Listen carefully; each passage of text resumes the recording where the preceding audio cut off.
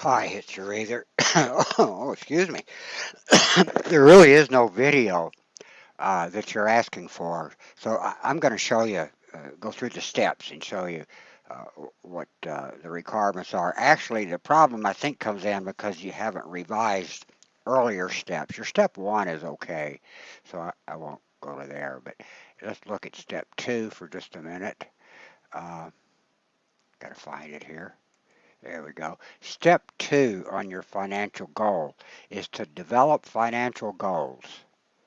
Let me scoot over here if I can. Open this up a little bit. There we go. You should be able to see that now. Pay off insurance. That's fine. That's a goal. Mortgage, pay off. That's a goal. That's fine. What I had said in the feedback was eliminate action to be taken. That is another step. Step two is just to identify, uh, two or three financial goals that you would like to achieve. That's all step two is. Step three is identify alternative courses of action. All right. So if you look at this, you've got it right here. You'll change the course of action, financial goal. But you don't have any of your financial goals in here. Pay off debt wasn't one. Plan for taxes wasn't one. Future plan is not really a goal, uh, not a concrete goal, not a smart goal. Stay the course, that's not a goal. All right. Pay off insurance is a goal. Mortgage payoff is a goal. So you would list whichever goals you have set. So you would say, for example, pay off insurance. That would be a goal. All right. And then step three says identify alternative courses of action. So you're wanting to think about how can I achieve that goal of paying off my insurance. All right. Don't think about whether it's realistic or not. Don't think about whether it's reasonable or not. Don't think about whether you can do it or not. Just what might be some reasonable ways that you might pay off your insurance.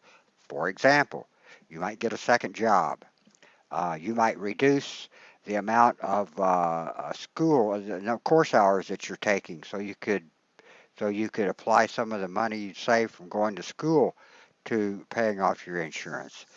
You might say, reduce my recreation expense in order to pay off my insurance. So you think of alternative ways that you might achieve the goals that you have listed. That is step three. Okay, now let's look at step four. I got to find it here. There's step three. Uh, okay, step four. First of all, the heading is omitted. On any submission that you turn in, you want to include your name, the assignment. In this particular case, this is going to be step what, 4 point something, whatever it was, 4.7 maybe, and then the date that you submitted. That's a heading. Okay. And then you evaluate each of those alternatives that you listed back here in step three. You identify each of those alternatives and then you evaluate each of those alternatives, take it into account things like risk and opportunity cost and personal values and you don't have to cover all of these, but just evaluate each of those alternatives. How realistic is it? I don't want to reduce the number of hours I'm taking in school to do that. I don't want to get a part-time job because I'm going to school and I can't do both, for example. You might say, okay, then maybe one alternative was just to take longer to pay off your insurance. That's reasonable. You might decide that's what you want to do. But you evaluate each of those alternatives based on some of these criteria. That is step four.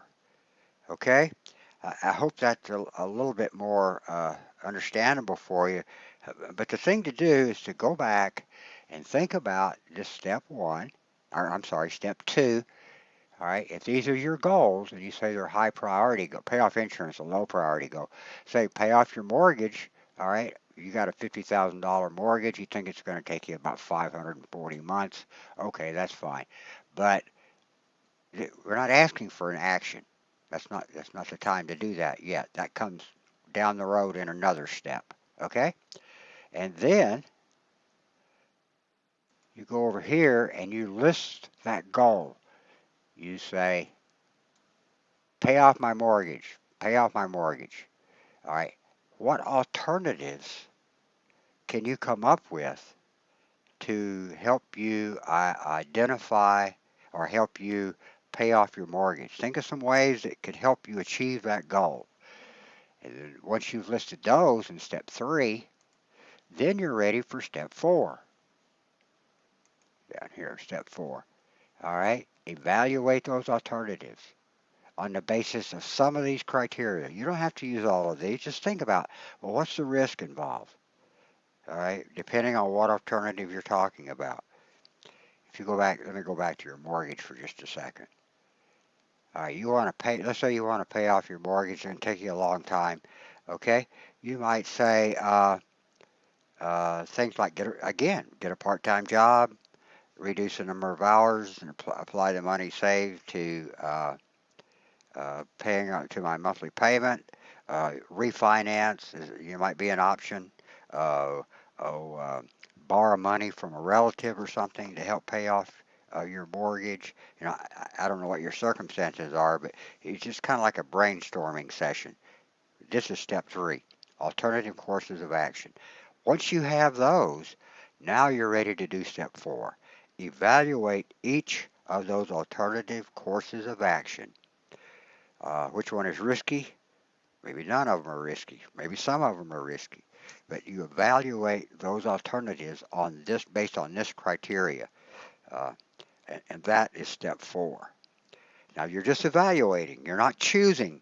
Step 5 is where you actually choose which alternative, all right, based on your analysis of step 4, which alternative would you choose based on that step 4 analysis? That'll come down the road in step 5.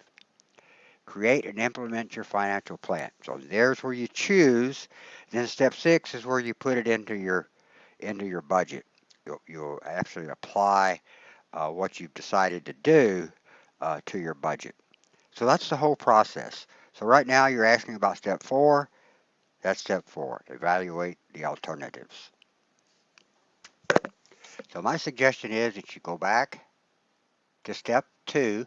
All right. Take this out. All right. You don't need that. These are your goals, which is really fine.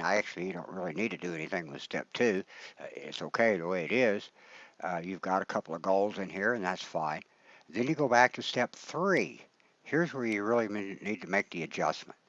Based on the goals that you set in step 2, what alternative courses of action might you take to achieve those goals? And once you have that, now you're ready for, get this out of our way, now you're ready for step 3, to evaluate each of those alternatives.